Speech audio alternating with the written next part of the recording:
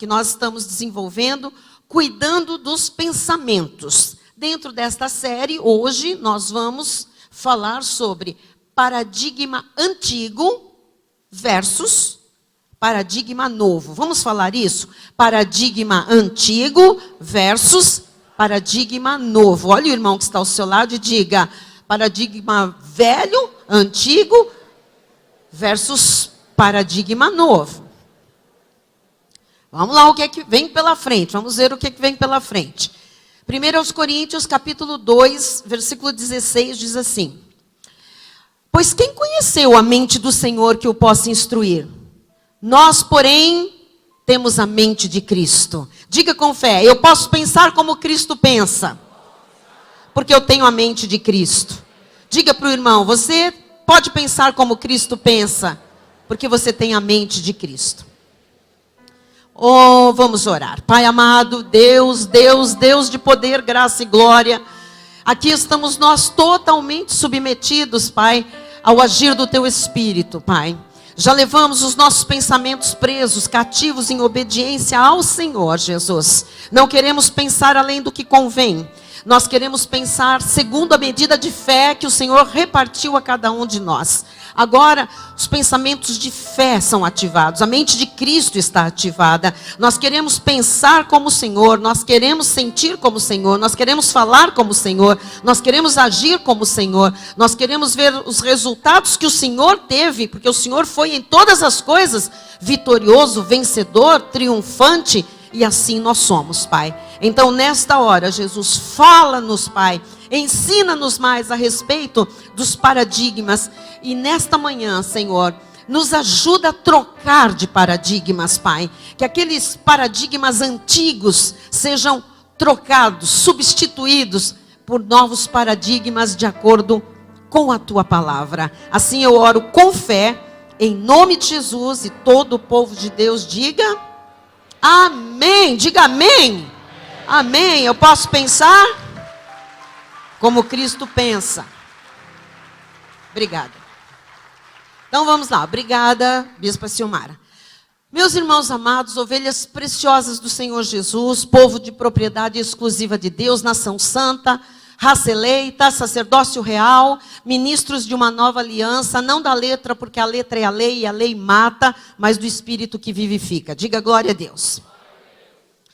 Os irmãos sabem que nós não vivemos mais na dispensação da lei de Moisés. O que é uma dispensação? Quem sabe o que é uma dispensação? Vou explicar de uma forma bem simples, menos teológica possível, para que todo mundo entenda. Dispensação é um período de tempo no qual Deus fala algo específico para um povo específico. Isto é dispensação. Um período de tempo em que Deus traz uma palavra específica para um povo específico. Esse período de tempo é chamado de dispensação. Quando Deus fala num período de tempo com um povo específico e uma palavra específica, Ele estabelece uma aliança, Ele estabelece um pacto. Desde a criação, durante toda a história bíblica, Deus falou ao seu povo, aos seus filhos, através de dispensações, através de pactos, através de alianças. Deus fez uma aliança com Adão, ainda no Éden, chamada de aliança adâmica, ou edêmica. Deus fez uma aliança com Noé, a aliança noaica. Deus fez uma aliança com Abraão, Deus fez uma aliança com Isaac, Deus fez uma aliança com Jacó. Deus fez uma aliança com Davi, Deus fez alianças com homens, Deus fez alianças com reis, Deus fez alianças com sacerdotes. Mas Deus fez duas grandes alianças com dois grandes povos. Deus fez uma aliança com o povo judeu, chamada a dispensação da lei, ou a lei mosaica. O legalismo de Moisés, a dispensação da lei, a dispensação, o pacto, a aliança com os judeus. E Deus fez uma nova aliança com os gentios predestinados para serem salvos. Gentios são todas as pessoas que não são judias, são todas as pessoas que não têm sangue israelita em suas veias. Nós não somos judeus na carne, nós somos gentios. Mas Deus não fez um pacto com todos os gentios. Deus fez um pacto com os gentios predestinados para serem salvos. Aqueles que de antemão ele conheceu, predestinou, chamou, justificou e glorificou. Desse grupo eu e você fazemos parte. Nós não temos nada a ver com a dispensação da lei. A lei foi para os judeus e o Senhor Jesus veio na carne como um judeu para cumprir a lei. E na cruz do Calvário, ele encerra a lei, ele cumpre toda a lei. Ele morre na cruz para terminar com uma dispensação. E naquele derramar do seu sangue, na sua ressurreição, ali é estabelecida uma nova aliança, uma nova dispensação, um novo pacto, chamado o pacto da graça de Deus. Jesus Cristo, então, traz uma nova aliança. E traz para mim e para você. Nós não somos da dispensação de Moisés, nós somos da dispensação da graça de Deus. Diga amém por isso. Lá no livro histórico de João, diz que a lei veio por intermédio de Moisés, mas Jesus trouxe a graça e a verdade. Nós não seguimos Moisés, nós seguimos Jesus. Moisés tipificava aquele que havia de vir, Jesus Cristo. Amém? Então, nós não vivemos mais na dispensação de Moisés.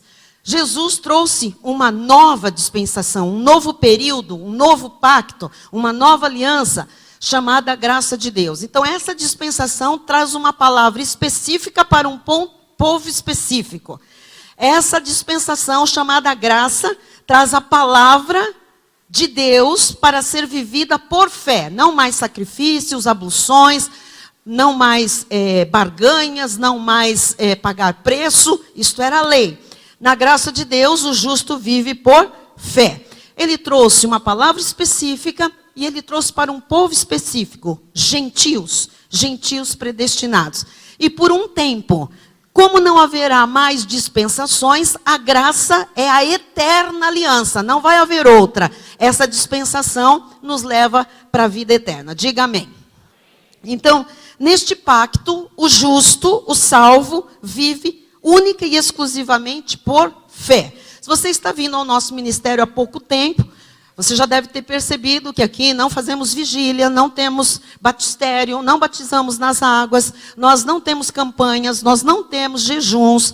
Por quê? Porque são práticas da lei mosaica, da outra dispensação. Não tem nada a ver com o Jesus que ressuscitou, com o pacto, a mensagem da fé para os gentios. Veja, por favor, em Romanos 1,17.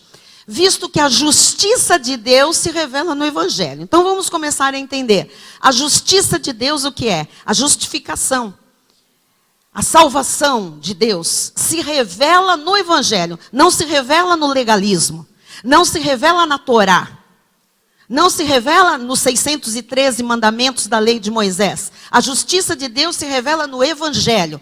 Evangelho são boas novas de grande alegria. Evangelho é o que Jesus veio trazer. É a vida abundante nossa aqui na terra e a salvação eterna. Então, a justiça se revela no Evangelho. E se revela de que forma? De fé em fé. Não é de obra em obra, não é de sacrifício em sacrifício, não é de monte em monte, vigília em vigília, jejum a jejum, campanha a campanha, voto a voto. É de fé em fé. E fé não é obra. Fé é a certeza de coisas que eu espero e a convicção de fatos que eu não vejo.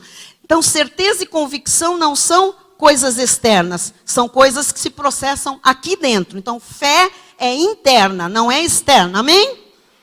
Copo d'água não tem nada a ver com fé. Fitinha não tem nada a ver com fé. Fazer coisas, pintar coisas, usar coisas, não tem nada a ver com fé. Fé, segundo Hebreus 11:1, é certeza de coisas e convicção de fatos. Certeza e convicção não é externo, é interno. Ok até aqui? Então coloca de novo lá, por favor.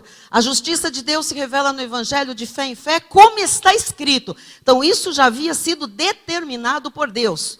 O justo viverá por... Quem é o justo? O que recebe Jesus como seu Senhor e Salvador, que por ele é justificado dos seus pecados, se torna uma nova criatura. Então, as novas criaturas, os convertidos, que são os justos, como é que vão viver nesta dispensação? Então, diga, eu sou o justo que vive por fé. Então, nesta aliança, não vale nada que é feito com a carne, nada que seja exterior. Amados, Deus não se move pelo choro, Deus não se move pelo lamento profundo, ou por qualquer tipo de sacrifício. Deus não se move por coisas que nós possamos fazer através da nossa carne. O que é que Deus quer? Deus quer conversão. O que é conversão? É a justificação. Deus quer que haja uma justificação real, que se dá através da conversão. O que é conversão? Mudança de sentido, mudança de direção, mudança de caminhada, mudança de hábito. Diga, mudança de hábito. Então, Deus não muda as circunstâncias sem primeiro mudar as nossas mentes e corações. Vou repetir. Deus não muda as circunstâncias sem primeiro mudar mentes e corações. Então, talvez, alguém aqui possa estar pedindo, orando, clamando a Deus, chorando, como eu disse aqui, lamentando, se rasgando, quem sabe pagando um preço, lhe ensinaram isso, uma crença limitante, um paradigma colocado pelo legalismo, pela religião tradicional do nosso país, não é? E a pessoa está ali fazendo obras, fazendo barganhas, pagando um preço, chorando, lamentando. Por quê? Porque ela não alcança um resultado que ela precisa, que ela necessita. Então veja, se as circunstâncias não mudam, nós temos que entender que tem uma mudança para ocorrer antes das circunstâncias. Deus, primeiro, quer mudar as nossas mentes e corações. Então, eu quero falar especificamente com você, que já pagou o preço, que vem de um outro ministério, que já fez campanha, que já subiu um monte, que já fez vigília, que já fez voto, que já deu cheque pré-datado, que já pagou cadeira no céu, que já comprou a bênção, que já passou na poça de leite, na piscina não sei do que, no arco do triunfo não sei da onde, que pegou a pétala, que pegou a rosa, que pegou a espadinha, que pegou a aliança, que pegou não sei o que ungido, que tem o óleo, que tem isso, que tudo isso é crença que te limita. Tudo isso é paradigma colocado pelo legalismo para deixar você cada vez mais atolado numa vida mesquinha, religiosa, farisaica e hipócrita. Então preste bem atenção. Deus muda as circunstâncias, mas Deus pode estalar um dedo, dar um sopro e mudar tudo à nossa volta. Ele pode todas as coisas.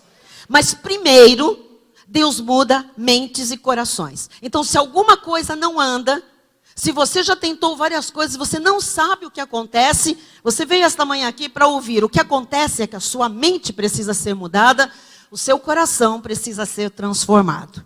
Então, se os nossos pensamentos não mudarem, sabe o que vai acontecer? Eles vão produzir, de novo, as mesmas circunstâncias que nos levaram e nos levam ao desespero. Então, eu queria que você pensasse muito sobre isso.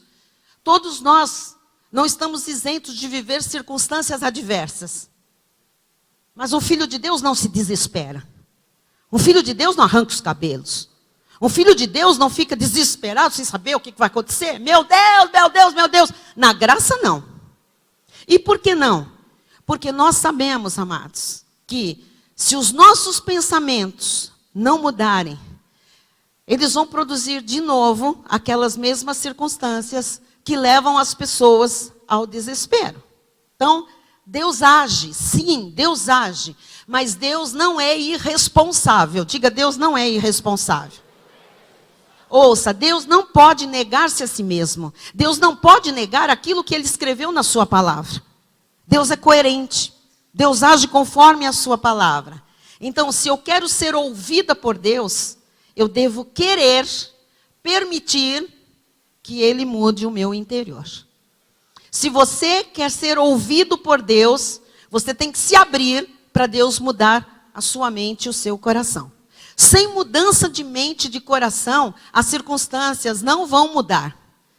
Às vezes alguma coisa dá certo, mas é porque as misericórdias do Senhor se renovam a cada manhã, e elas são a causa de não sermos consumidos. Então, em Ezequiel, eu vou falar com vocês, antes de eu colocar o texto, que é o seguinte: Deus quer que você e eu pensemos como Ele pensa. E o Senhor nos deu a sua mente.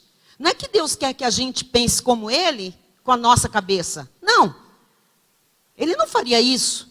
Se Ele quer que eu pense como Ele pensa, Ele tinha que me dar a cabeça dele, a mente dele. Então o Senhor nos deu a sua mente, exatamente para que a gente pense como Ele pensa. Então é por isso que eu vou ler um texto aqui do profeta Ezequiel. E o profeta Ezequiel, ele recebeu uma estranha instrução certa vez. Vamos ver lá em Ezequiel 3, 1-3. Diz assim: ainda me disse, Deus falou para ele: filho do homem, come o que achares. Come este rolo. Rolo ali não era aquele bolo de rolo. Eu sempre ganho um bolo de rolo lá dos bispos de Recife. É uma delícia. Não é isso que nós conhecemos. O rolo aqui era aqueles papéis, aqueles pergaminhos, em que a palavra era escrita. Então o que o Senhor disse para Ezequiel? Come esse rolo, vai e fala à casa de Israel. Come a minha palavra, aí vai e fala ao meu povo. Ele era o profeta. Diz o versículo 2. Então abri a boca e ele me deu a comer o rolo. Imagine isso. Ele comendo o rolo, comendo os pergaminhos com a palavra. E me disse: filho do homem, dá de comer ao teu ventre e enche as tuas entranhas deste rolo que eu te dou. Eu o comi e na boca me era doce como mel. A palavra de Deus, quando você começa a comer, quando você começa a ter contato com ela, é doce. É deliciosa, cai bem. Se você continuar lendo, você vai ver que quando caiu no estômago era amargo como fel. Enfim, um outro personagem bíblico teve essa mesma experiência. O apóstolo João. Vamos ver lá em Apocalipse 10, 8-10. Olha só. A voz que eu ouvi, vinda do céu, estava de novo falando comigo e dizendo: vai e toma o livro que se acha aberto na mão do anjo, em pé sobre o mar e sobre a terra. Toma o livro. Tinha um livro. Olha só. Versículo seguinte. Fui, pois, ao anjo, dizendo-lhe que me desse o livrinho. Ele então me falou: toma-o e devora-o. Certamente ele será amargo ao teu estômago, mas na tua boca doce como mel. Vamos parar um pouquinho aqui. Vocês se lembram? Quem é que está acompanhando essa série de mensagens? Vocês se lembram daquele desenho? Eu não coloquei porque eu sei que está na mente de todo mundo, do nível da água. Que tem aquele iceberg, quem se lembra disso? Que tem só uma pontinha pequenininha em cima. O que eu disse? Aquilo é a mente consciente. E o que está lá para baixo é o inconsciente. Quantos lembram que eu disse? Quando a gente mergulhar lá no fundo, o que vai acontecer? Vai doer. A palavra é essa aqui. Quando você ouve no teu consciente, tudo é gostoso. A palavra de Deus cai bem, desce bem. É boa. A gente tem uma palavra para finanças, uma palavra para casamento, boa, uma palavra para saúde. Nós temos palavras de encorajamento, palavras que nos tiram da ansiedade, palavras que nos consolam, palavras que nos confortam, palavras que nos encorajam. A palavra é uma delícia. Mas quando você mergulha no seu eu, quando você mergulha no seu profundo, lá dentro, no seu interior, e confronta a palavra lá dentro, a coisa não é tão doce assim. Fui, pois, ao anjo, dizendo-lhe que me desse o livrinho. Ele então me falou: toma-o e devora-o. Certamente ele será amargo ao teu estômago, lá no fundo. Mas na tua boca doce como mel. A gente vai ter que descer um pouquinho mais. E vamos ter que encarar um pouco do amargo que às vezes a palavra produz no nosso interior. Quem está entendendo, diga amém. Vamos lá, próximo. Tomei o livrinho da mão do anjo e o devorei. E na minha boca era doce como mel. Quando, porém, o comi, o meu estômago ficou amargo. Então, esse livro que Ezequiel e João, eles tiveram que engolir, o O que ele representa, né, para nós aqui? Representa o conjunto dos valores de Deus. Na verdade, representa os pensamentos do Senhor, os pensamentos do alto, os caminhos excelentes. Amados, Deus não quer um povo no raso. O raso é docinho. O raso é aquilo que a gente, sabe, recebe no culto. Que delícia, aleluia, boa semana, glória a Deus. O amargo é aquele encontro com a gente mesmo em relação à palavra, quando você vai lá no seu interior e você encontra quantas crenças ainda existem que não tem nada a ver com Deus, quantos paradigmas a gente ainda tem na vida, quantas fortalezas podem existir na nossa mente que estão lá petrificadas, cristalizadas, e que quando você se depara com a palavra, sabe, questionando tudo isso, não é fácil não. Amém? Quem já tem experimentado isso? Colossenses 3:1, Paulo diz assim: portanto, se fostes ressuscitados juntamente com Cristo, buscai as coisas lá do alto, onde Cristo vive, assentado à direita de Deus. Direita de Deus não é lado direito, porque não existem três pessoas. Existe uma pessoa só, um único Deus, um trono só. O Senhor Jesus Cristo é Deus e está sentado no trono. Quando a palavra de Deus diz que está à destra ou à direita de Deus, do original grego, não é lado direito. Dextras, do grego, ou direita, significa com máxima autoridade e pleno poder. Então, quem está no trono é Jesus Cristo, um trono só, um único Deus. Ele é Senhor, e Ele está ali com máxima autoridade e pleno poder. Amém? Tudo bem? Muito bem. Então, nós sabemos que a palavra de Deus é doce como mel, mas precisa ser comida. Ela precisa ser digerida. Mesmo que seja trabalhoso.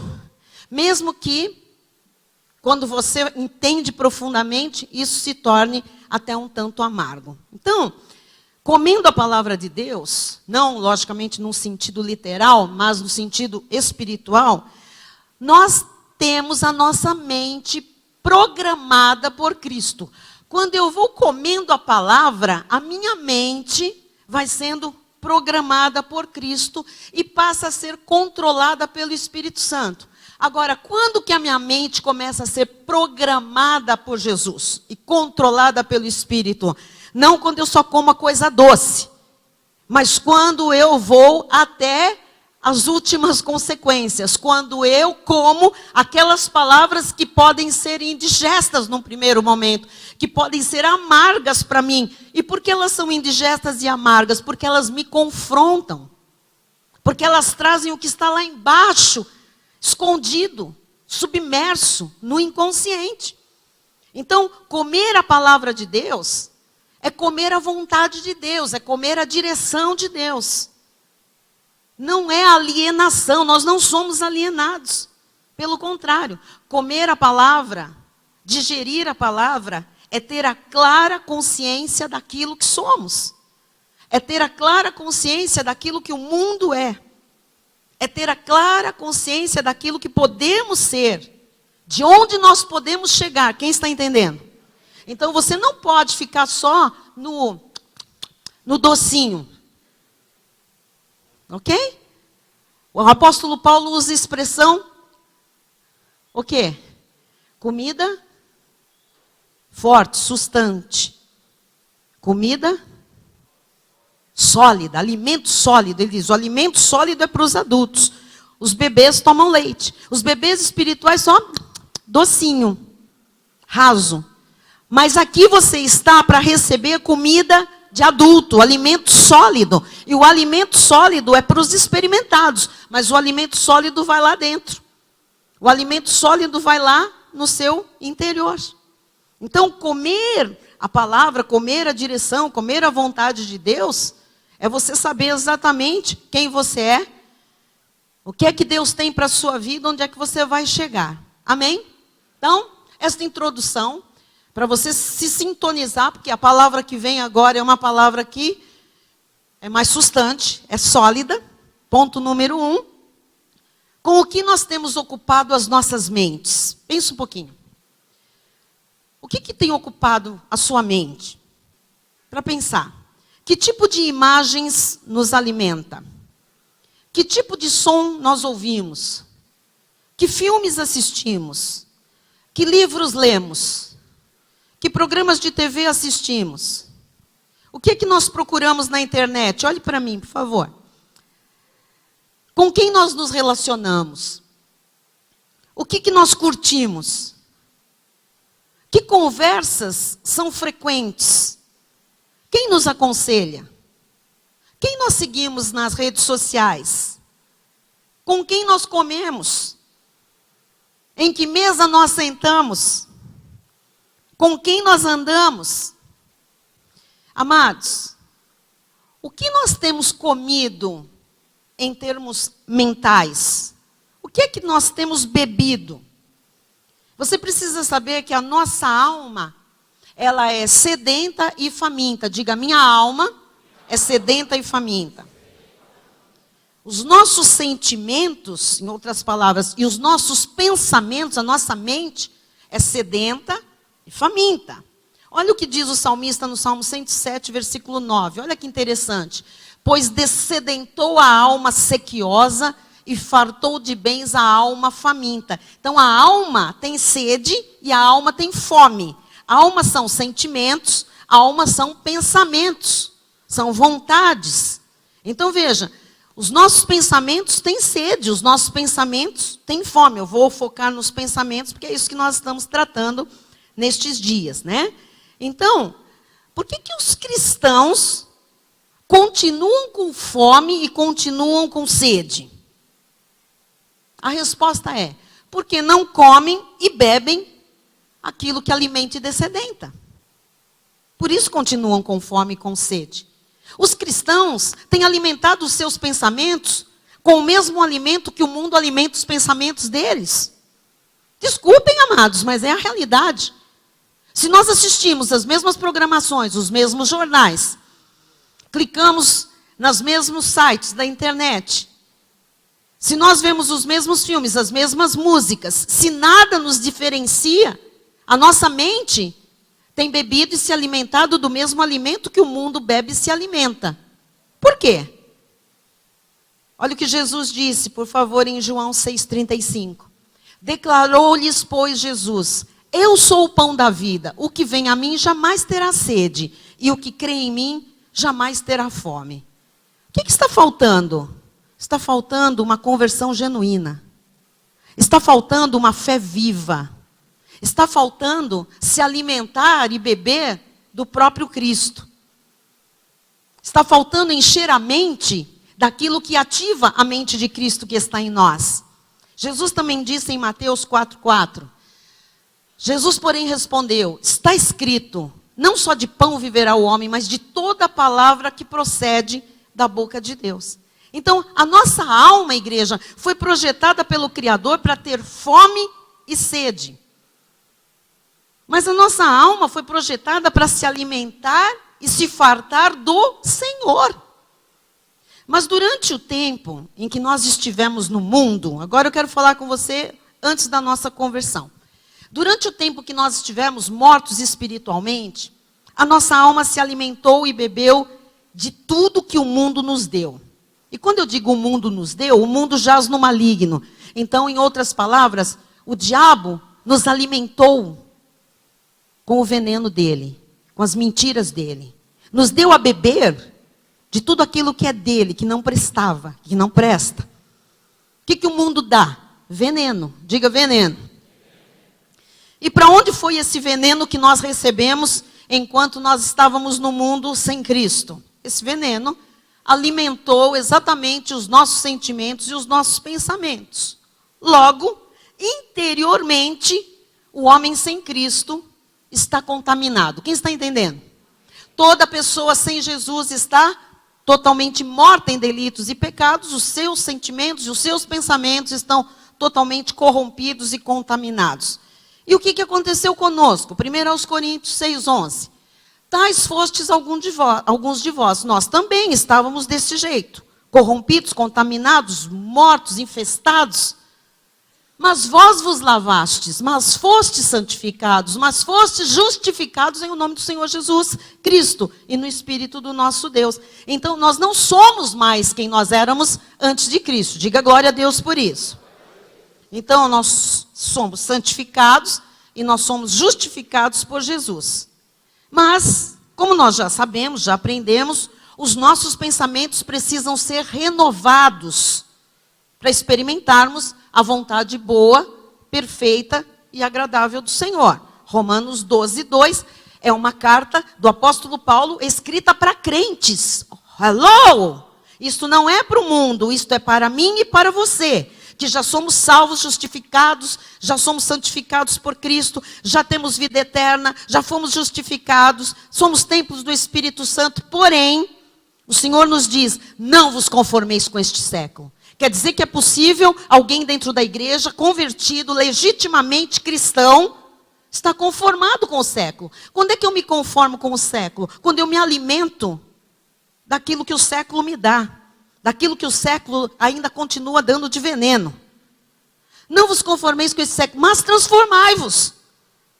Busque essa transformação. Como? Pela renovação da vossa mente. Para que experimenteis qual seja a boa, agradável e perfeita vontade de Deus. Por que o Senhor está tão interessado em nos ensinar, está tão imbuído desse desígnio, desse propósito, nesse momento da nossa vida, nesse momento da nossa igreja, em nos ensinar sobre a renovação da mente? Porque Ele quer que seja real. Romanos 5,17. Olha só, se pela ofensa de um e por meio de um só reinou a morte, por meio de Adão, a morte entrou, reinou. Muito mais. O que é muito mais? Reinará. Muito mais os que recebem a abundância da graça. Quer dizer, você recebeu a abundância da graça. Pela graça sois salvos mediante a fé. Isso não vem de vós, é dom de Deus. Então, muito mais você, muito mais eu, muito mais nós, muito mais os que recebem a abundância da graça e o dom da justiça, os que são salvos por graça. Olha o que diz lá. Reinarão por meio de um só, a saber, Jesus Cristo. Então, por que o Senhor está falando tanto sobre renovar pensamentos? Porque se nós não renovarmos os nossos pensamentos, não haverá transformação da nossa realidade. E se nós não virmos transformação da nossa realidade, nós seremos arrastados pelas mesmas circunstâncias de sempre. E a dor, o lamento, o choro, a desolação, a falta de respostas, vai continuar, vai permanecer.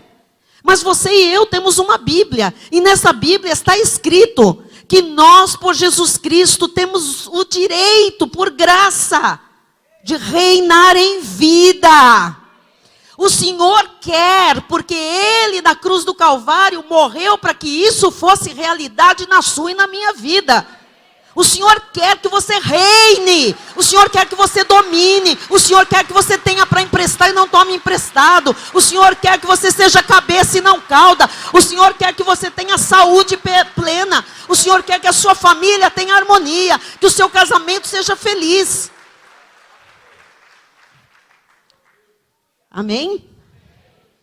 Então vamos lá.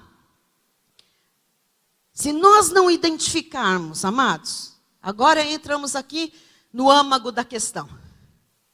Se nós não edificarmos as crenças limitantes, os paradigmas errados, e as fortalezas mentais que existem em nossas mentes, jamais seremos capazes de destruir este lixo que ainda existe nas mentes.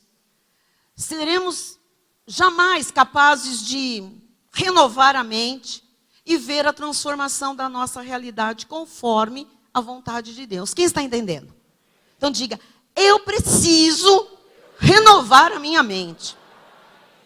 Muito bem, diga, Deus quer que eu renove a mente.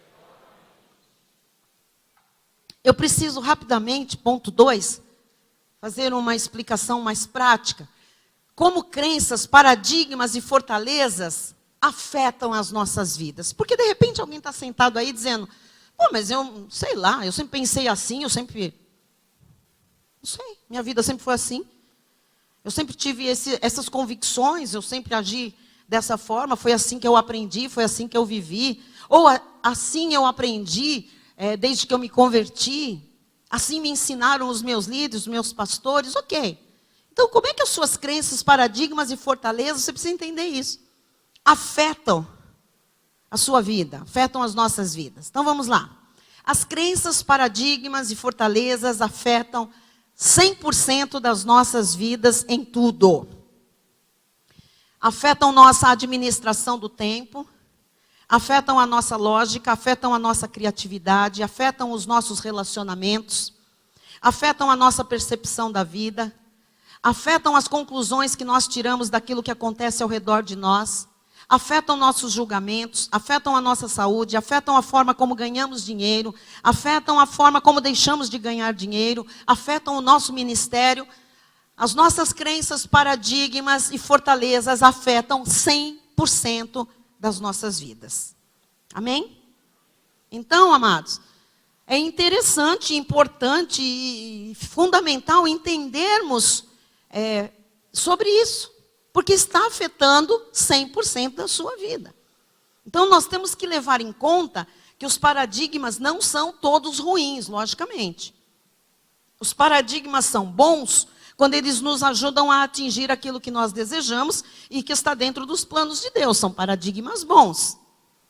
Os paradigmas são ruins quando estão nos atrapalhando de atingir aqueles resultados e objetivos que nós queremos, né?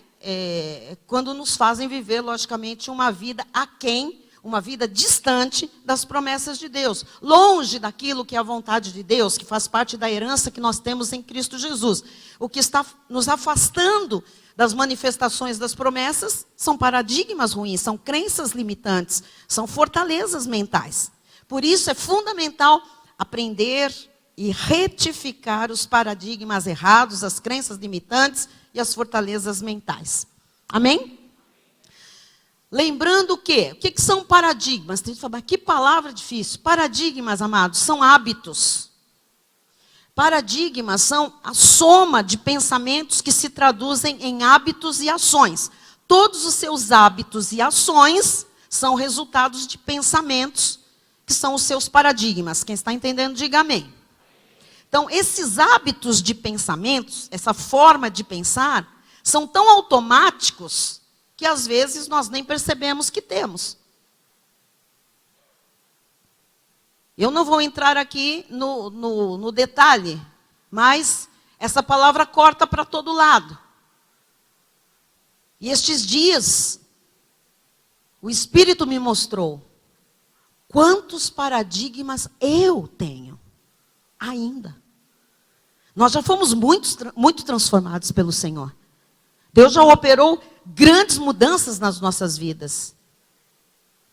Mas de repente, quando você pergunta para Deus com pureza de coração, honestidade total, aquele momento em que você mergulha para baixo do nível da água, aquele momento em que a palavra te confronta, que o amargo vem, ali você se depara com crenças limitantes, sim, com paradigmas ruins e até com fortalezas, que se não for uma obra do Espírito Santo, ou alguém que nos ama a nos mostrar, a nos dizer, nós jamais percebemos.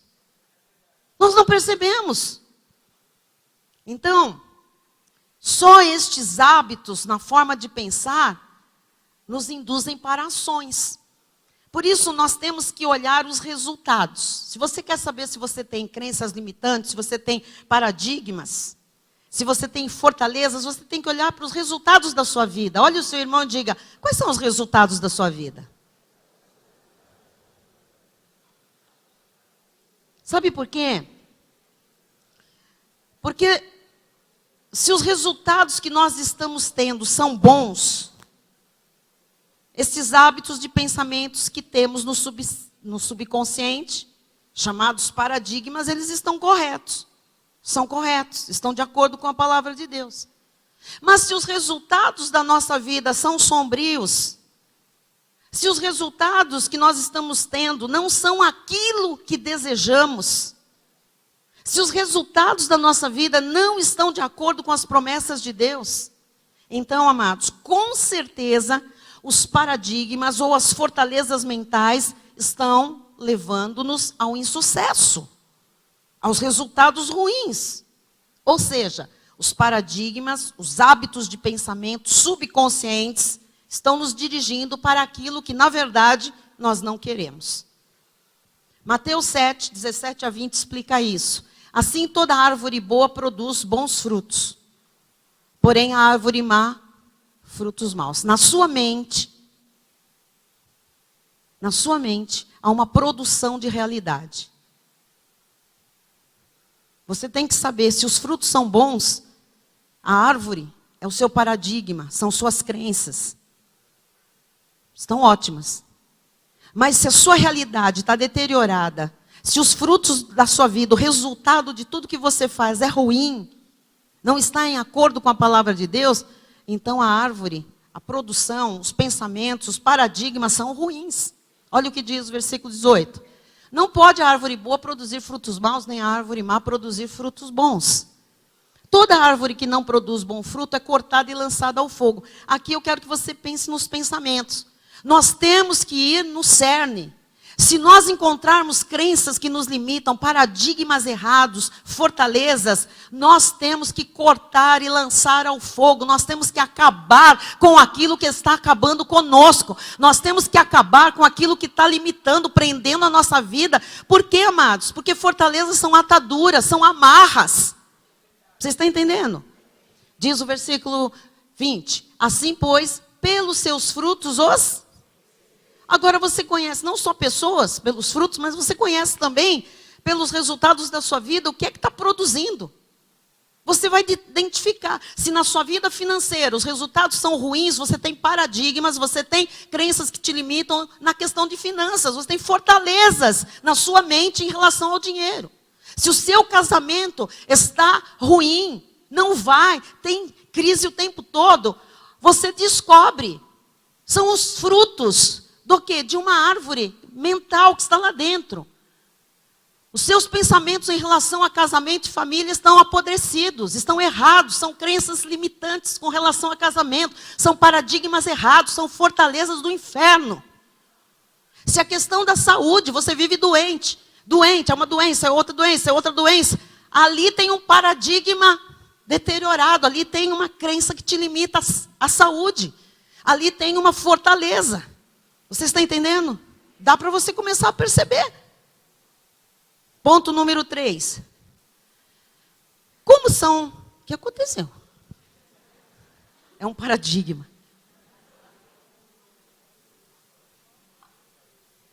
Como são criados esses paradigmas e fortalezas mentais? Quer saber como eles são criados? Eu já falei sobre isso, mas agora eu quero lidar aqui rapidamente. Número 1. Eles são criados por forte impacto emocional. O que é isso? Um choque emocional. Paradigmas são criados quando você tem um choque na sua infância, na sua adolescência. Pode acontecer no ventre materno, inclusive. Na pré-adolescência, na juventude. Um forte impacto emocional. Os seus olhos viram, ou você ouviu, ou você sentiu. O impacto emocional causou um dano na sua mente. Ali se estabeleceu uma crença, ali se estabeleceu um paradigma, até uma fortaleza. Pode começar ali e ser depois alimentada pelo diabo. Então, como é que os paradigmas são criados? Como é que as fortalezas são criadas? As crenças são criadas? Um forte impacto emocional que vem por ver, ou ouvir, ou sentir, ou 2 ou 3 juntos, ok? Segunda maneira de paradigmas serem criados, vamos lá, diga, repetição. E se você não esteve aqui quinta-feira, ouça a mensagem, porque nós falamos sobre o poder da repetição, ok? Então, os paradigmas são criados geralmente quando somos crianças. Por isso é que nós temos hábitos de pensar e de fazer coisas que na maioria das vezes nós nem escolhemos, nem decidimos, nós simplesmente fazemos. Ok? Romanos 7,15 explica isso. O apóstolo Paulo diz assim, olha só, depois eu volto aí na repetição. Porque nem mesmo compreendo o meu próprio modo de agir. Todos nós temos essa experiência. Às vezes nós não sabemos porque nós fazemos certas coisas. Às vezes nós recebemos um casal, eu falei isso para ela, ou eu fui isso, ou eu fui violenta. Eu não sei porque eu fiz isso. Mas por que você fez isso? Eu não sei porque eu fiz isso. Eu nem mesmo compreendo o meu próprio modo de agir. Pois não faço o que prefiro, e sim o que detesto. Sabe o que Paulo estava dizendo? Que ele tinha paradigmas. Que ele tinha crenças erradas, contrárias à revelação do pacto da graça. Que ele tinha fortalezas que precisavam ser destruídas, e ele detecta isso pelos frutos da vida dele. Era Paulo, amado, mas ele se via fazendo coisa que ele não preferia fazer. Coisas, inclusive, que ele detestava, ele se via fazendo. Você e eu também passamos por isso. Nós não sabemos por que nós fazemos, por que falamos. São paradigmas. Os paradigmas, ou conjuntos de hábitos, de pensamentos, nós herdamos, preste atenção, de maneira biológica e também de maneira cultural. Tá? Então, como é que eles vêm à nossa vida? Biologicamente ou culturalmente, pela educação, pela forma, o local onde nós fomos criados. Geração após geração, nós estamos herdando maneiras de pensar, tanto no DNA, como na cultura das nossas famílias. Estamos entendendo? Então vamos lá. Provavelmente, todos nós temos agora um hábito de pensar, todos nós, uma crença, um paradigma, uma fortaleza. Todos nós devemos ter algo que está nos atrapalhando, que não está dando os resultados que nós queremos, que é uma maneira de pensar que nós não construímos. A gente não sabe. Quantas vezes eu ouço homens inteligentes, inteligentíssimos, com faculdade, com pós-graduação, pessoas que falam 2, 3 línguas, 3 idiomas, e dizem, eu não sei por que não acontece, eu não sei por que não sai esse negócio, eu não sei por que essa porta... Provavelmente, amados, todos nós que temos alguma coisa nos atrapalhando para ter o resultado que nós queremos, que nós esperamos, não é? É porque nós temos uma maneira de pensar que nós nem sabemos, porque nós não construímos. Foi construída em nós. Quem está entendendo? Mas a gente acredita, amém? Nessa maneira de pensar. E porque a gente acredita nessa maneira de pensar, nós agimos de acordo com a maneira como nós pensamos. Em conformidade com essa maneira de pensar. Porque esse paradigma está no subconsciente. A gente não pensa, a gente simplesmente age. A gente simplesmente faz as coisas. Mas nós não construímos. Foi o nosso pai, o nosso avô, o nosso bisavô que criou por alguma experiência dele. E ele criou esse hábito de pensamento, acreditou nisso, viveu os resultados disso, e esse padrão repetido, esse paradigma foi passado de geração em geração até chegar em nós. Você já ouviu falar, gente, ele faz um negócio igualzinho ao avô dele, só que ele não conviveu com o avô. Ele nem conheceu o avô. Como é que ele faz algo igualzinho ao avô dele? Ali tem o quê? Uma crença, ali tem um paradigma. Que pode ser, né? Por DNA, mas pode ser o quê? Por geração em geração, na repetição de alguma coisa. Ok? Então, na maior parte das vezes, nós somos o produto da maneira de pensar de outra pessoa. Isso é muito sério, tá? Porque, na verdade, nós herdamos maneiras de pensar. Às vezes, amados, nós não queremos pensar como o pai da gente, mas a gente pensa igual.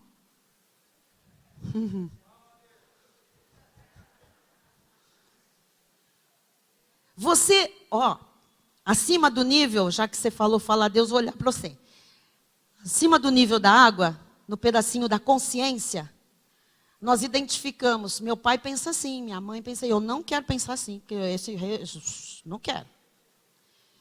Mas isso está abaixo do nível, está na inconsciência.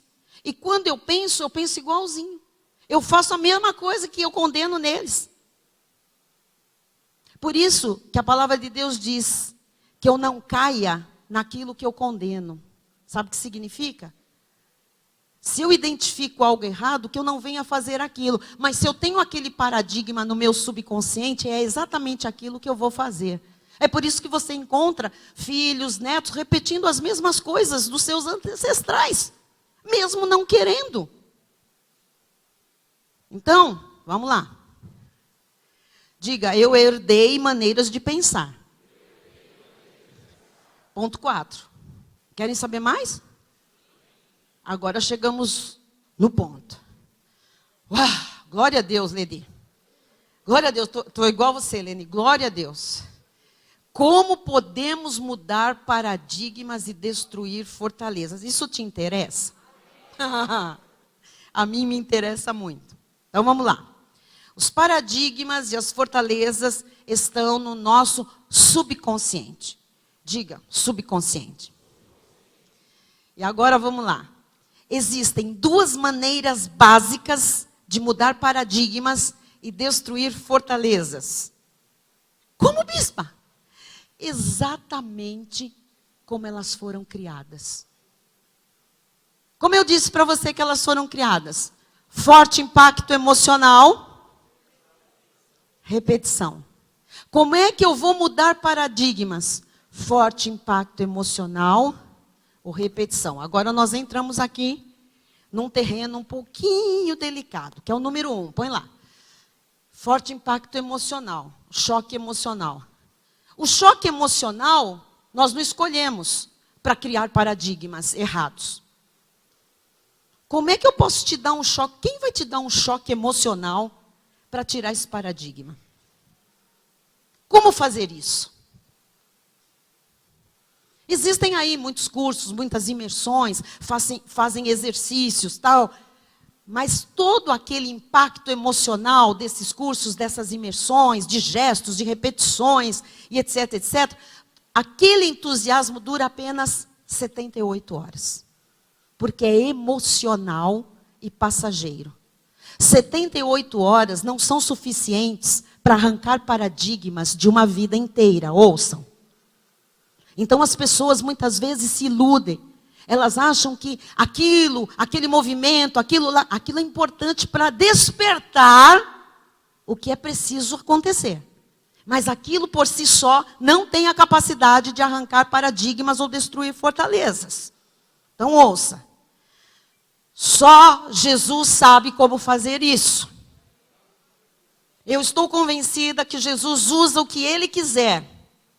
Mas Ele nos faz experimentar, acima de tudo, o impacto mais poderoso que existe, que é um forte impacto espiritual. Se você tiver um encontro com Cristo, se você for abaixo do nível da água, se você for lá no inconsciente, olhar para você e se deparar com o que a palavra de Deus diz, ainda que seja amargo e doído, haverá um forte impacto espiritual capaz de mudar paradigmas. Amém? Então só Jesus pode fazer isso. Não é uma experiência humana, é uma experiência espiritual, que pode acontecer em qualquer culto, em qualquer reunião de oração, pode acontecer em qualquer momento que você esteja lendo a Bíblia. Segundo lugar, repetição, que nós sabemos que é a confissão de fé. Olha só Hebreus 10, comprovando tudo que a ciência descobriu. 23. Guardemos firme a confissão da esperança. Sem, pois quem fez a promessa é fiel. Vai acontecer? Não, querido, já aconteceu, na cruz Ele já consumou, por isso nós podemos dizer, aconteceu, está na tua herança, é teu direito, você pode experimentar tudo isso, mas você tem que repetir para arrancar o paradigma que diz que não é para você, que não é com você, que você não merece, que você tem que pagar o preço, que você está fora desse plano. Você tem que arrancar esse paradigma mentiroso do diabo.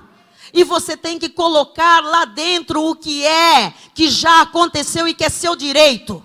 Para você reinar em vida, você precisa repetir e repetir e repetir uma confissão sem vacilar.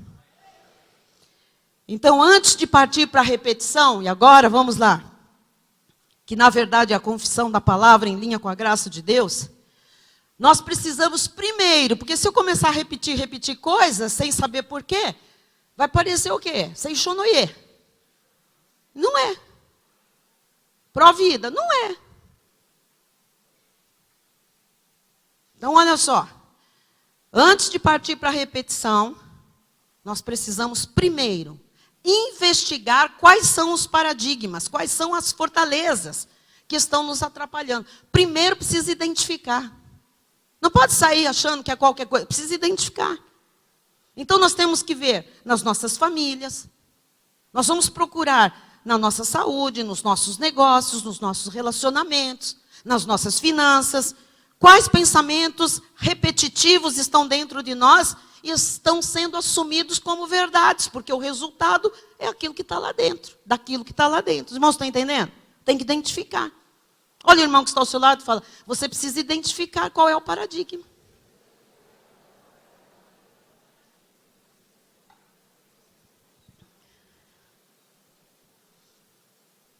Por que precisa identificar, igreja? Porque são esses pensamentos repetitivos, negativos, assumidos como verdades, que estão nos atrapalhando de atingir resultados. Isso são paradigmas e fortalezas mentais. Segundo aos Coríntios 10, 4 e 5, só para lembrar, porque as armas da nossa milícia não são carnais, e sim poderosas em Deus para destruir fortalezas, anulando nossos sofismas, meia-verdades, e toda altivez que se levante contra o conhecimento de Deus, levando cativo todo pensamento à obediência de Cristo. Então, cada pensamento nosso tem que ser levado cativo. O que é isso? Tem que ser submetido a Cristo. Agora vem aqui, como fazer isso? Como é que eu submeto cada pensamento meu a Cristo? Então vamos lá. Para quem estuda neurociência, isso é o que se chama ressignificar. Quem já ouviu essa palavra? Ressignificar os pensamentos negativos. Então, levar os pensamentos cativos em obediência a Cristo é colocar cada pensamento, tá, para apreciação de Cristo, submetido a Cristo. A neurociência chama isso de ressignificar pensamentos negativos. É ensinar a fazer uma lista, quem já estudou, já leu, sabe, uma lista num papel, uma lista de pensamentos negativos, e para cada pensamento negativo escrever um pensamento positivo. Quem já ouviu isso? Você que já ouviu isso. Esbarraram na Bíblia, gente. Esbarraram. Mas nós temos a revelação do Espírito Santo. Deus nos ensina a conhecer as Sagradas Escrituras e manejar bem a palavra da verdade. Por quê? Porque na Bíblia nós encontramos todas as promessas de Deus já consumadas na cruz do Calvário e as nossas, e que são nossas por graça. Amém? Então a lição qual é? Confessar as promessas crendo. Diga, confessar as promessas crendo.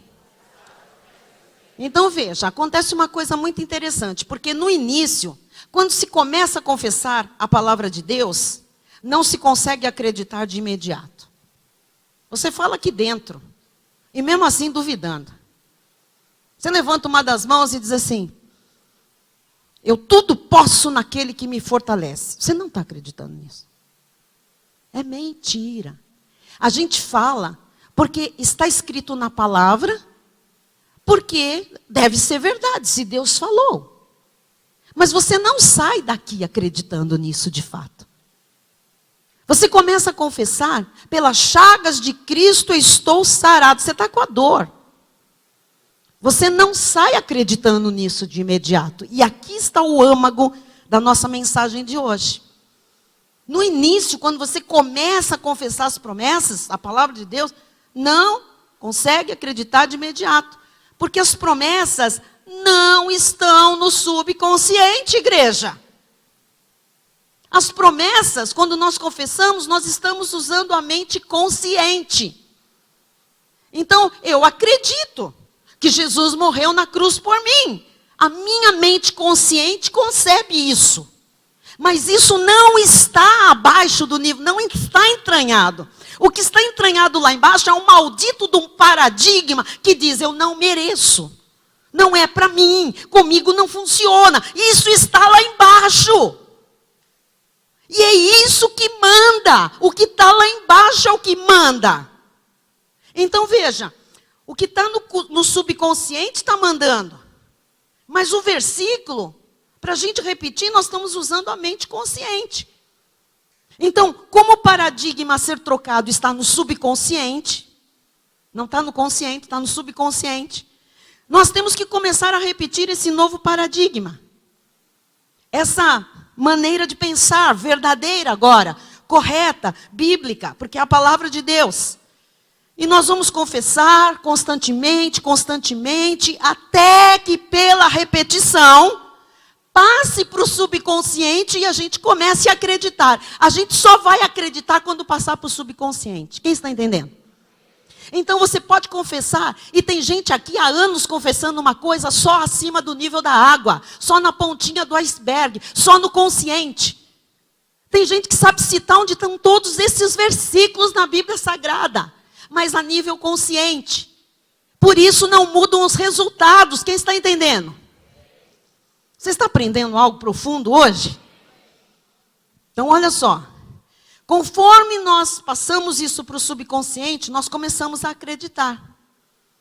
E quando nós começamos a acreditar, nós passamos a agir em consequência, em conformidade a esta nova crença. Logo, a realidade será alterada. Porque a mente foi renovada. E com mente renovada, há transformação de realidade. Vamos falar de cor, Romanos 12, 2. Não vos conformeis com este século, mas transformai-vos pela renovação da vossa mente, para que experimenteis qual seja a boa, perfeita vontade de Deus. Então, você só vai experimentar se houver transformação, mas só vai haver transformação quando a mente inconsciente for renovada, quando houver troca de paradigma lá embaixo. Porque no nível consciente não há mudança da realidade, não há transformação. Então preste atenção agora. O outro paradigma antigo ainda vai estar lá. Ele não é substituído de imediato. O paradigma antigo ainda vai estar lá. Só que nós estamos colocando um novo. E nesse ponto de você ter um paradigma antigo e estar colocando um novo, vai começar a acontecer um fenômeno. Nós entraremos em uma batalha mental, que o meio espiritual chama de batalha espiritual e pensa que é lá fora, nas nuvens, sei lá onde, no espaço sideral. A batalha espiritual é bem aqui dentro. Então, no momento em que um paradigma antigo ainda permanece, e você começa a colocar um paradigma novo, existe a chamada batalha mental, batalha espiritual. E isso acontece dentro da nossa mente. Espiritualmente, biblicamente falando, é a carne lutando contra o espírito, gente. Onde que está a carne e onde é que está o espírito? Aqui dentro. É o velho homem e o novo homem. É o paradigma velho e o novo paradigma, que é a mente de Cristo, que é o que está na palavra de Deus lutando. A neurociência chama esse momento de, quem sabe? Barreira do... Alguns sabem, Regina sabe. Barreira do terror. Por que a neurociência chama de barreira do terror? Porque é um momento em que há um terror. Cientificamente, é aterrorizante esse momento. Por que é aterrorizante? Porque a mentira sendo confrontada pela verdade. E a mentira de anos de existência aqui dentro, confrontada por uma verdade, que é a verdade que liberta. Então é a verdade querendo libertar e a mentira de anos não querendo dar espaço. É aterrorizante, é uma barreira. Ali se estabelece uma barreira. Ou você passa e vence, ou você fica na mesmice da sua vida. com uma Bíblia na mão, sendo religioso e fariseu. O que é que você quer? Por que que é a barreira do terror? Porque vai ter a luta na mente que eu tenho ensinado. Põe lá no telão. A mente de Cristo versus a mente do velho homem. O paradigma antigo versus o paradigma novo. E a luta é tão grande, Bispa Cindy. A luta é tão grande, é o que eu diga, que dá vontade de desistir e deixar as coisas como estão. Porque você está confessando, mas ainda não está vendo nada. Você está entendendo? Você está confessando, não está vendo nada. Ah, e pode ser que esteja confessando e vendo algo ainda pior. É a fortaleza mental lutando para não dar lugar à fé e à manifestação das promessas de Deus. Você tem que saber identificar isso. Mas nós não somos dos que desistem, não é, igreja? Nós somos da fé. Portanto, nós vamos continuar repetindo o paradigma novo, a promessa de Deus, crendo e agindo em cima desse novo paradigma, até que Ele expulse o paradigma velho.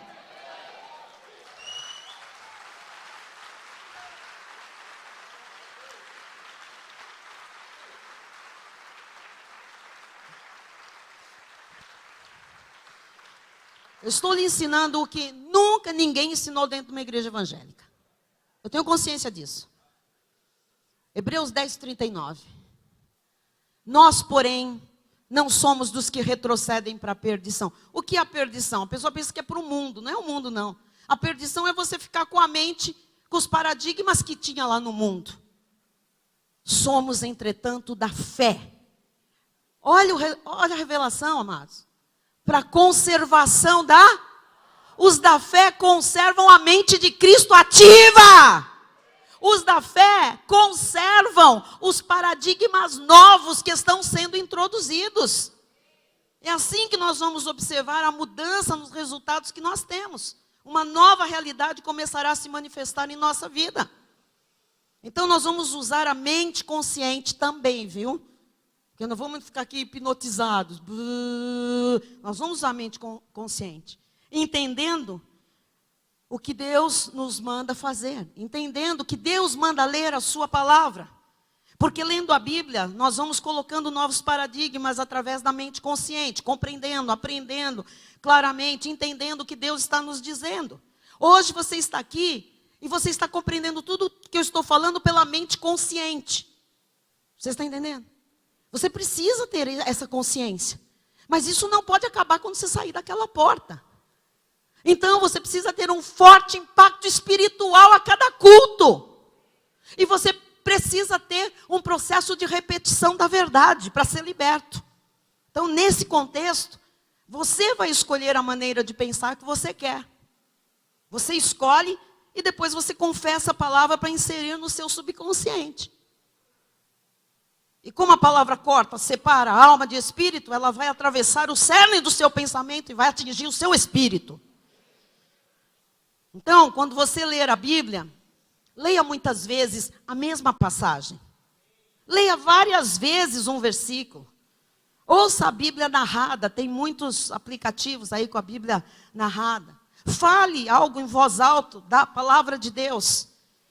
Porque vai ser a repetição da verdade que vai destruir as fortalezas e substituir os paradigmas antigos pelos novos. Você vai conseguir criar novos paradigmas e ter novos resultados na sua vida. Amém? Nós vamos fazer um exercício encerrando o culto. Muitas pessoas aqui, eu sei, têm problemas financeiros. Sabem que não estão bem na área financeira. Sabem? Não precisa, não é pecado, não é que você é um crápula, que você não é santo, que você não pratica a palavra, não é nada disso. Não é nada disso. Você foi justificado, santificado, você é nova criatura. Você é templo do Espírito Santo. Você conhece a palavra de Deus. Você é um homem segundo o coração de Deus, uma mulher sábia, uma mulher virtuosa. Esquece essa coisa de acusação do diabo, de pecado. O passado está morto, não está no mar do esquecimento, nada consta. Você foi justificado, lavado, perdoado, regenerado, tudo novo. E o que minha vida espiritual tem a ver com as minhas finanças? Lógico. As suas finanças têm que ser regidas pela sua vida espiritual. Mas no meio do caminho, tem um negócio aqui atrapalhando. Paradigmas antigos, que podem ser até fortalezas mentais. Eu não sei o que te falaram a respeito de dinheiro, o que você viu, ouviu e sentiu desde a sua infância, até chegar ao dia de hoje. É isso que está mandando na sua vida financeira. Você já sabe, você pode ficar como está, esquentando esse banco da igreja o resto da vida, até Jesus voltar. Com as mesmas finanças do mesmo jeito. Ou você pode começar hoje, pelo conhecimento e revelação do Espírito Santo que chegou à sua vida, a definir quem é que vai vencer essa batalha na sua mente. Se é a mente de Cristo ou se é o velho homem com seus paradigmas. Então, eu estou dando um exemplo das finanças, porque nós temos que identificar um paradigma, e para esse paradigma, nós temos que ter um novo paradigma. Então, por exemplo, eu poderia pegar qualquer palavra de Deus a respeito disso. Mas o Senhor me mandou falar que nós vamos aprender a confessar. O meu Deus, segundo a sua riqueza em glória, há de suprir em Cristo Jesus cada uma das minhas necessidades. Eu disse que sempre tem uma parte prática. Tem alguém aqui, homem ou mulher, desculpe, não quero expor ninguém, mas que representa uma grande fatia que está aqui pela internet, que esteja sempre com problemas financeiros, que a vida financeira não desanda? Rose, vem aqui, Roseli, vem cá. Vamos lá. Fazer treinamento. Quinta-feira foi tão maravilhoso. Você está numa comunidade que sara, que ensina, que tem revelação do Espírito Santo, que lhe mostra como pôr em prática. Você não é exclusiva, Rose, nessa questão. Você está representando aqui boa parte dos nossos irmãos em Cristo. Então, assim, na questão financeira, não deslancha. Eu conheço você, Rose, convertida, santa, irrepreensível, mulher sábia, virtuosa, fiel. Por que a vida não anda, Rose? Por quê? Mulher que está em todo culto, conhece a palavra, cortada pela graça. Por que a vida financeira não anda, Rose? Tem alguma coisa aqui. Tem paradigma aqui. Sobre finanças. É isso que impede. Não é demônio. Não, o demônio já fez o estrago suficiente quando ele botou esse paradigma aqui e construiu circunstâncias e cultura e genética e pensamento do vô, do bisa, sei lá de quem. Veio parar aqui. Isso aqui está no seu subconsciente. Você não entende. No teu consciente, você crê em Jesus. Crê? Crê na palavra? Crê. Então, por que a palavra não faz acontecer? Porque tem paradigma que precisa ser substituído. Então, Rose, a lição de casa é, a partir de agora, se é por repetição, porque o forte impacto emocional, eu posso te dar um choque aqui, Rose, você vai ficar rica.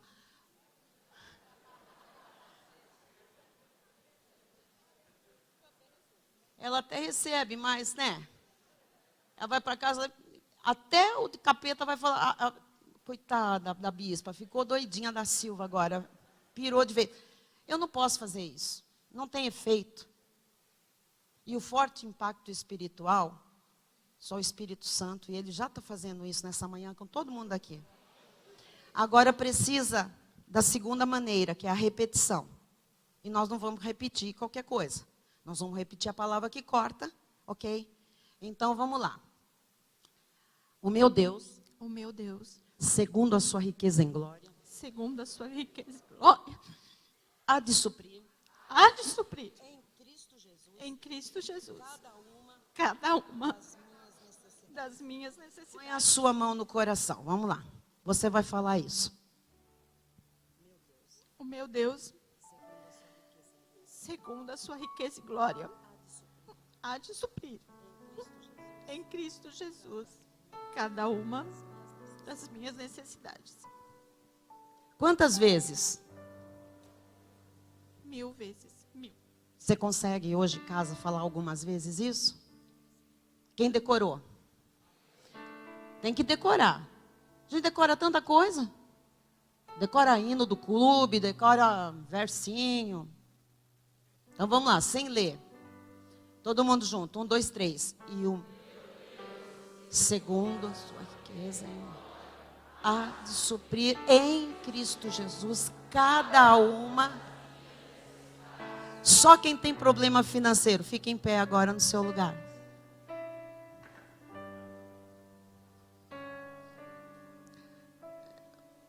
Você que ficou em pé, não tenha vergonha não. Está cheio de problema financeiro. Não fique com vergonha, porque na lei, pecador, miserável, gafanhoto, o que você aprontou para estar sem dinheiro? Esquece isso, amado. Esquece isso. Que a graça já nos cortou. Você tem que substituir paradigmas que talvez você nem saiba. É uma luta. Sabe por que é uma luta? Porque pode ser que essa semana você tenha uma semana dura financeira. Aí você vai lembrar que é a barreira do terror. É a batalha mais sangrenta que existe. Porque é o novo, verdadeiro, que vai te libertar e transformar a sua vida financeira, lutando com o velho, enraizado, fortificado, fortalecido. Você vai ver quem vai ganhar isso. Por favor, em nome de Jesus, não jogue a toalha. A Bíblia diz que nós não somos os que vivem por vistas, nós vivemos por fé. É nessa batalha que você não pode viver pelo que você vai ver, ouvir, você vai ficar com a palavra. E por mais apertado que esteja, você vai por repetição arrancar esse paradigma. E o meu Deus, segundo a sua riqueza em glória, há de suprir em Cristo Jesus cada uma das minhas necessidades. Quantas vezes 900 por dia começa a fazer efeito, cientificamente falando? Então, se você falou 3, faltam 897 vezes. Pela ciência. Mas como é a palavra de Deus, ela é mais cortante que a espada, então não precisa ter um número exato. Ela vai te cortar, ela vai arrebentar com esse paradigma maldito, com essa fortaleza que tem te transformado numa pessoa sempre deficitária na área financeira, sempre dependente dos outros, não pode sonhar, não pode dar um passo a mais, não pode fazer aquilo que é bom, perfeito e agradável para os teus filhos, para a tua esposa, enfim. Isto cai por terra a partir de agora.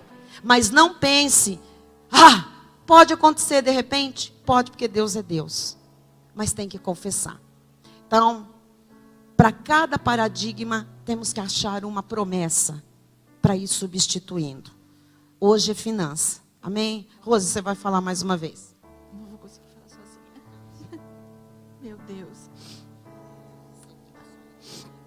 Segundo a sua riqueza e glória, há de suprir em Cristo Jesus cada uma das minhas necessidades.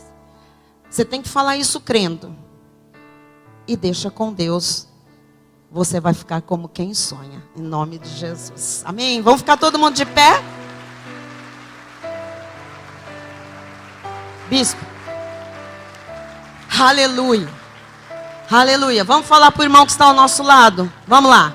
E o meu Deus, segundo a sua riqueza em glória, há de suprir em Cristo Jesus cada uma das minhas necessidades. E o meu Deus, segundo a sua riqueza em glória, há de suprir em Cristo Jesus cada uma das minhas necessidades.